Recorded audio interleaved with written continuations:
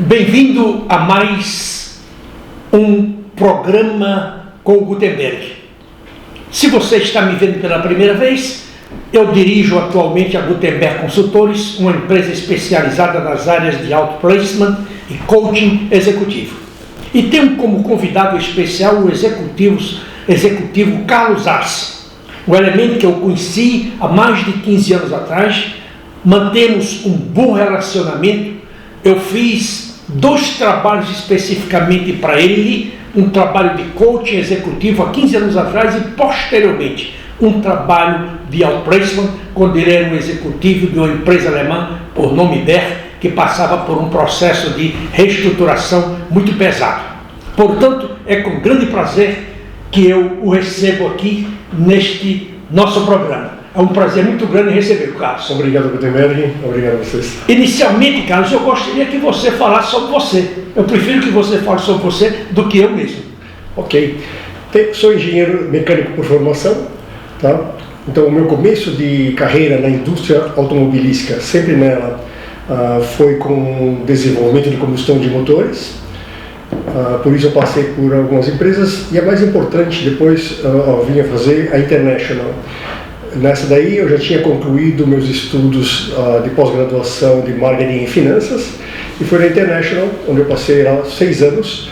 Trouxemos nova marca para a empresa, nova linha de produtos associada com a empresa americana. Posteriormente, depois da International, quando ela adquiriu outra empresa, eu fui para a BER, fui através do Gutenberg. E a BER é uma empresa alemã. Depois ela virou Mahle-Behr, que fabrica sistemas de ar-condicionado e trocadores de calores para a indústria automobilística. Depois da BER, então, ainda passei pela Zargume e Magneti Marelli. Magneti Marelli é um sistemista hoje nipo-italiano, né? Fornece vários sistemas para a indústria automobilística, onde tive o prazer de trabalhar em algumas divisões de lá. E foi aí que nós falamos pela segunda vez, né? Isso mesmo. Exatamente. Então, desde então, eu tenho trabalhado com importação com sistemas de tecnologia para a indústria automobilística, tá? Então, hoje não estou mais na área de produtos de fornecimento para as montadoras, e sim de sistemas de tecnologia e inspeção de qualidade. Muito interessante, muito bom. Então você desenvolveu uma carreira basicamente com empresas que forneciam para o setor automobilístico no Brasil. Carlos, nós estamos vivendo um tempo extremamente tumultuado. Eu sei que você é um leitor voraz, assim como eu. Você está sempre com um livro na mão. Você gosta muito de história. Você gosta muito de estudar sobre a Segunda Guerra Mundial. Você gosta muito de estudar sobre livros que relatam história da humanidade em diferentes períodos. Diante desse quadro que estamos vivendo, ameaça de guerras, não é?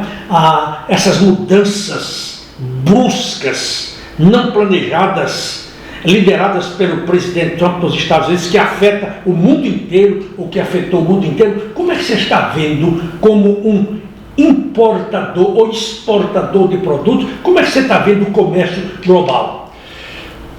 Então, o Trump já vem praticando essas ameaças e também executando algumas delas, né? Quando ele já impôs tarifas para os seus principais parceiros comerciais, México e Canadá, também para o Brasil, a exportação de aço para lá, que é um produto bastante importante. Então, o Trump, com 2 meses de governo, ele já fez estragos e vai fazer mais estragos. Eu acho que as empresas elas estão procurando replanejar suas metas, né, se reorganizar, seja nos Estados Unidos ou no Brasil. Eu, como trabalho com o produto de tecnologia, o Brasil ainda não foi afetado, mas eu vejo o Brasil como não bola da vez, mas os nossos ciclos de bonança econômica são muito breves. Então, ou seja, hoje nós estamos num bom ciclo econômico, ou seja, a indústria está se expandindo, está crescendo e está investindo, né? Ou seja, há dinheiro do governo para estimular a indústria a se modernizar E essa é uma boa a parte para dar, não é só no Brasil, né? O governo Biden tinha dado esses estímulos, que o Trump está acabando com eles, assim como a Europa também, para a eletrificação. Então o Brasil entrou na onda e a indústria está tirando proveito disso, e é um bom momento agora para a indústria brasileira. Mas, com certeza, aquela ameaça, ela pode vir a se concretizar e você não consegue prever quando que ela vai fazer um estrago maior aqui. Esse tarifaço que o Trump está impondo a diferentes nações, você acredita, além do Brasil, você acredita que o impacto será ainda maior do que o que aconteceu até agora? Vamos pensar o seguinte, o governo Trump, no primeiro governo dele, em 2016, ele também impôs um tarifaço. Eu acompanhei muito de perto aquilo porque eu vinha fazendo estudos para algumas empresas da Europa, tá? E o Trump ele tomou a decisão não levando em conhecimento e nem nenhuma recomendação do Departamento de Estado dele, o USITC, tá? E quando ele fez aquilo, o Brasil foi beneficiado, porque ele impôs, a China, ao retaliar ao governo Trump, passou a importar mais produtos da área agropecuária nossa. Então o Brasil foi, de certa forma, beneficiado. Mas a gente não consegue ver, nesse nova onda de tarifas dele, que o Brasil vai ter o mesmo benefício, entendeu? Então nós temos que estudar as oportunidades e tentar aproveitá-las, porque realmente as nações mais afetadas vão perder exportação para a América. E você acha, por exemplo, que, Lula agora mesmo está no Japão? Sim. Ontem foi recebido de maneira informal pelo rei do Japão, pelo imperador do Japão, tem uma receptividade muito grande nessa sua intenção de vender produtos derivados dos nossos bois e das nossas vacas, não é? Inclusive o Japão está se comprometendo a visitar os frigoríficos brasileiros para poder importar a nossa carne. Foi até servido, não é? Um grande churrasco lá no Japão para japoneses. Como é que você vê essa realidade? Então, a nossa política externa, né, apesar de vários pesares, o Brasil, ele historicamente sempre foi pela independência e pela sutileza. Sempre foi. Tá? E o jeitinho brasileiro. O jeitinho brasileiro. Mas ele nunca aderiu a essas grandes ondas, sabe? E essa independência agora pode nos trazer benefícios. Então, sim, a parte dos relacionamentos com os países asiáticos está aumentando e as tarifas do Trump podem fazer aumentar ainda mais. É para onde eu vejo que o Brasil está caminhando agora, para explorar essas oportunidades. Eu geralmente costumo dizer que os tempos difíceis, eles existem, e sempre existirão, e sempre existiram. Mas nos tempos difíceis, o que nos falta é a ousadia de querer empreender. Sim, sim. Concordo. Esse é o momento do Brasil empreender, de seus empresários criarem coragem e se tornarem verdadeiros empreendedores. Porque muitas vezes, como eu já escrevi no passado, o empresário brasileiro não é empreendedor, ele é dono de empresa. E há uma grande diferença de ser um dono de empresa e ser um empreendedor. Não é verdade? Sim. Então agora o Brasil, eu acho que está diante de uma grande oportunidade de crescimento. Eu, pelo menos, acredito no potencial do Brasil, potencial energético, agrícola, etc, etc.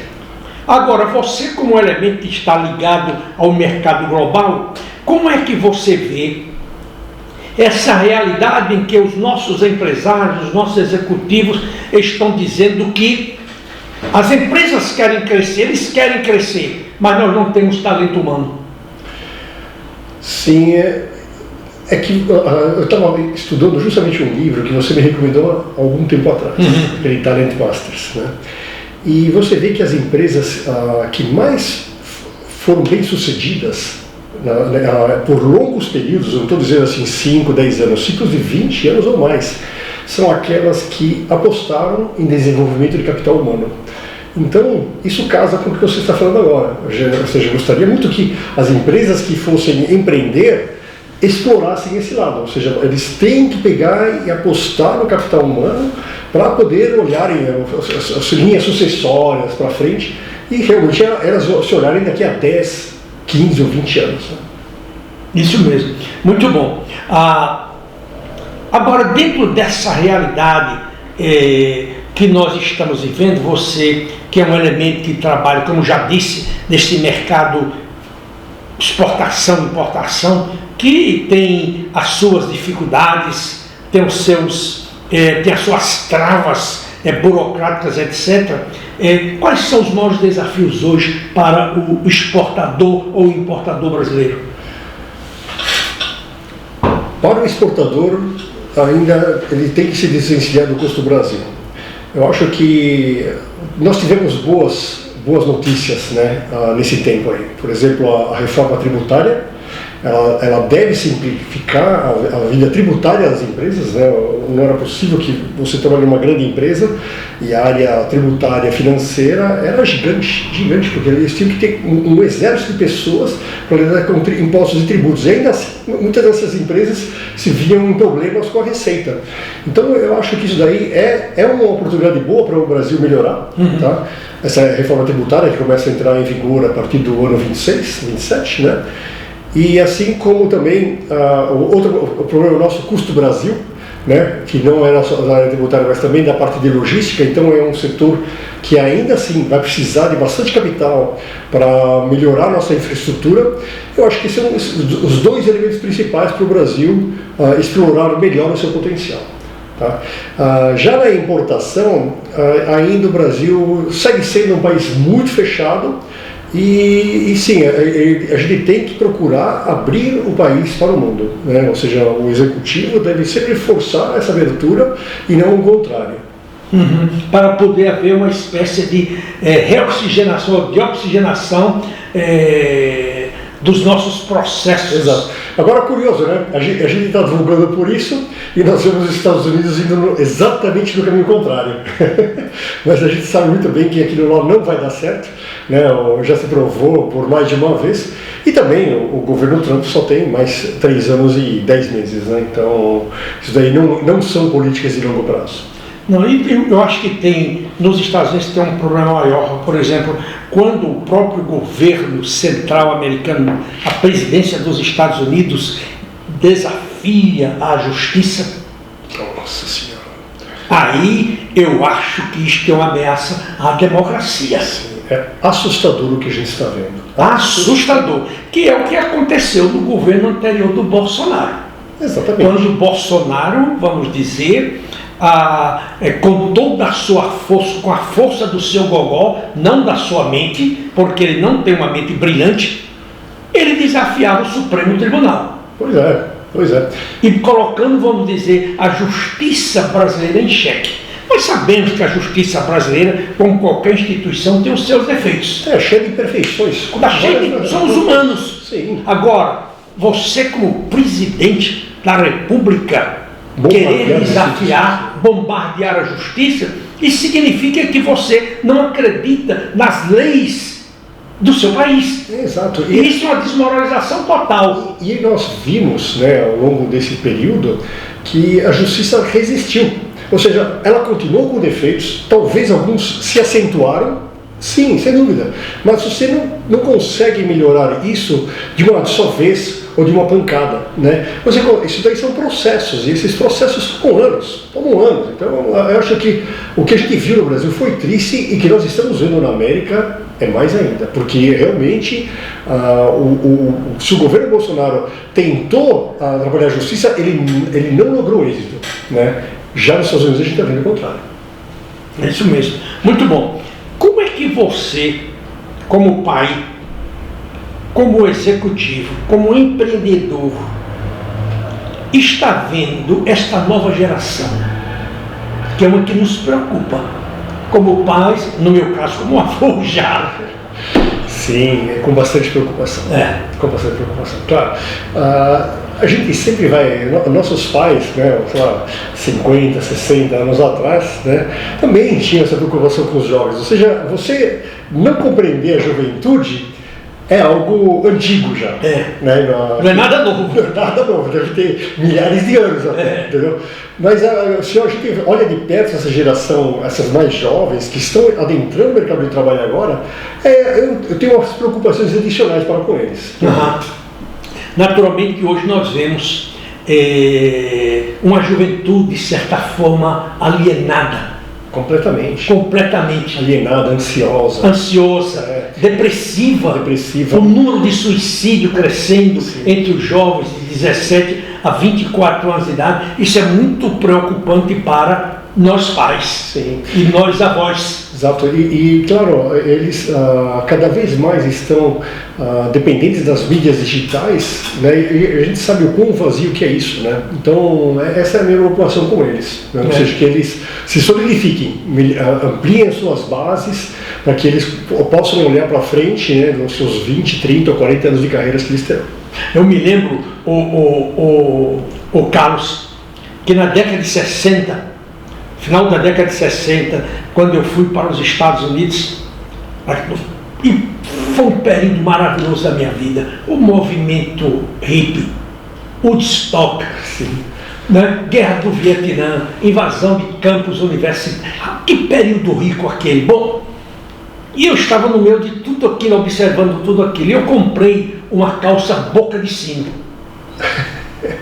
E quando eu me apresentei na minha igreja, na igreja presbiteriana lá nos Estados Unidos, que eu frequentava, eu fui censurado tremendamente. Isto não é uma calça para o homem, isso é calça para a mulher. Mas meu pai foi pior, porque quando eu completei 13 anos, eu comprei um par de calças de brim santista e pedi para que o alfaiate, por nome Senhor Pedro, fizesse as minhas calças, e ele colocou flashclair, aquilo que você chama de zíper, né? Lá no Nordeste chama de flashclair. E quando eu cheguei em casa, que eu mostrei as minhas calças para o meu pai disse assim para mim: filho meu, não usa uma calça com flashclair, meu filho, você tem que usar calça com botões, porque o homem na época usava calça com botões, tinha 5 ou 6 botões. Veja só. Pois é, depois, a gente acabou de falar de conflito de gerações. De conflito de gerações, é isso que eu estou falando com você. Para você ver que as gerações sempre existiu este conflito. Agora, o que nós precisamos é ter muita nobreza, muita dignidade como os pais, muita paciência, muito amor, para que nós possamos orientar os nossos filhos. Sem dúvida. De tal maneira que eles possam ser encaminhados, porque essa nova geração habituou-se a ver os seus pais chegarem em casa falando mal das organizações. E aí, eles próprios foram responsáveis pela criação, pela fomentação do ódio nesses jovens contra as organizações. Daí porque eles não querem mais trabalhar de empregado nas empresas. Pois é. Eles querem trabalhar como empreendedor, já querem ser donos, já querem ser banqueiros. Não há espaço para tanto empreendedorismo. Não há espaço para tanto. Então nós vamos criar aí, de certo modo, uma geração de jovens frustrados. Isso me preocupa muito como consultor e como conselheiro.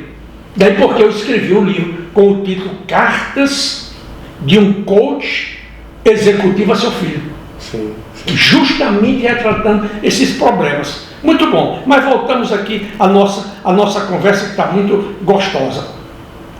Hoje, para você trabalhar nesse mercado internacional, na sua visão, com a sua experiência, com a sua maturidade, com o seu grau de sabedoria, quais são as qualidades, as qualificações mais importantes que este executivo deve ter?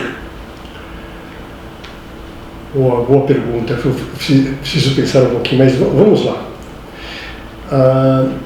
Claro, domínio de idiomas sempre foi o básico e fundamental, e aumenta ainda mais, ou seja, mais de um idioma, né, além do português. Se você quiser dizer entre, claro, inglês, espanhol, né, pode começar a colocar francês, alemão, né, até o chinês, né, a pessoa pode explorar esse caminho. Uma visão de mundo, né, mais ampla, ou seja, você não se fechar no seu círculo, não se fechar no seu círculo digital, mas você procurar acompanhar o mundo, né, e claro, sempre procurando boas fontes, mas tem de entender o mundo como ele é. Senão, as empresas estão cada vez mais globalizadas, Você não vai trabalhar numa empresa só Brasil, e mesmo que ela seja só Brasil, você vai lidar de alguma forma com o estrangeiro, né? Então eu acho que isso é a visão de mundo importante, o idioma e também mente aberta para dialogar e negociar. Você acha que é importante também a este profissional ter qualidades como, possuir habilidades como, por exemplo, habilidade política? Sim, como eu falei, de uma outra forma, a mente aberta para negociar, né, e para lidar com dificuldades, isso faz pela política, ou seja, a pessoa tem que aprender política, e ainda mais, tá? Às vezes eu me vejo isso, querendo fazer um coach com minha filha, né, eu vejo que ela passou por algumas empresas de grande porte, realmente, ou seja, você tem que saber, você é obrigado a se desenvolver nesse campo, você lidar com a empresa, com as suas frustrações, com os seus objetivos e saber entregar para a empresa. E uma outra coisa importante, voltando aí à questão da juventude, a juventude tem que entender que a vida é difícil. Sim. Mas é difícil também, como dizia meu pai, para quem é mole. Sim, sim. Eu vejo muita gente se culpando, porque a nossa geração não teve tudo na mão. Mas a gente procurou dar tudo na mão para os nossos filhos. Isso. E aí eles não desenvolveram essa habilidade de se sair, né? Autonomia, independência, né? Exatamente. Então, aí a minha geração se culpa. O que eu fiz? Onde estraguei meus filhos? Né? Mas não, a vida que segue. Eles vão ter que se encontrar. Porque a vida, ela é assim. É você que a define, para o bem ou para o mal. Para o progresso ou para o insucesso. Sim, você lidar com frustrações, você lidar com coisas assim, olha, tudo aquilo que está fora do seu alcance, fora do seu controle, não deve te trazer grandes emoções. Nem para o bem, nem para o mal. Existe um livro, Carlos, que eu já recomendei para você, e você já leu certamente, que foi um grande livro, escrito por um elemento por nome François de Calieres, Como Negociar com Príncipes. Sim, esse livro é uma Bíblia. É uma Bíblia. Para quem quer nadar nesse oceano global, não é? Olha, é um livro pequeno, curtinho, deve ter umas 100 e poucas páginas. Isso mesmo. Tá? Eu lembro dele, realmente foi sua recomendação e eu li esse livro, tenho esse livro até hoje.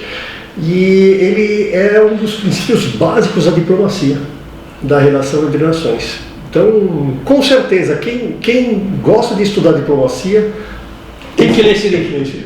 Obrigado. Leitura obrigatória. Ou quem quer estudar relações internacionais. Sim. Não é? Exatamente.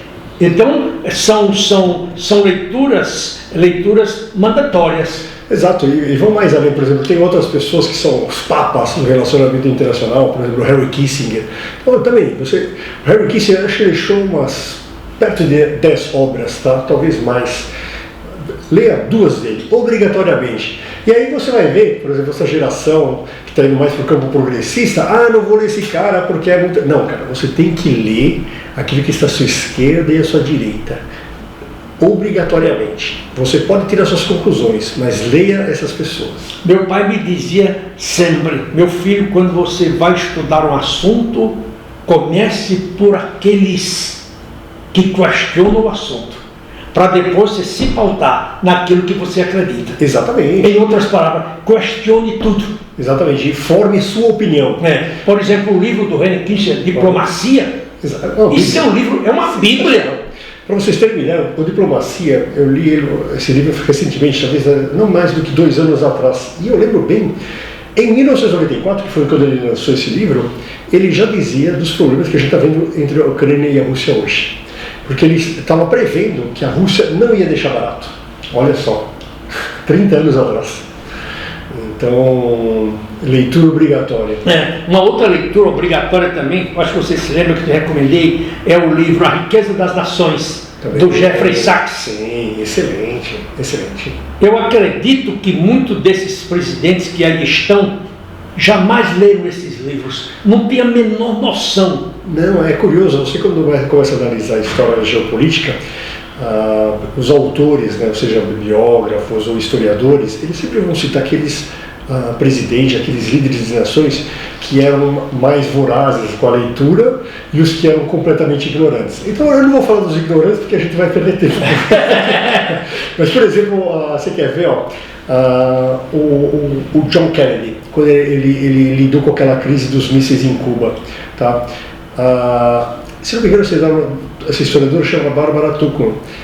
Ela pegou e citou que até as grandes guerras, a Primeira e a Segunda Grande Guerra, quando entraram, principalmente até a Primeira Guerra Mundial, né, quando entrava em conflito, era muito porque um líder civil ficava caindo no conto dos militares que ele tinha que abrir conflito.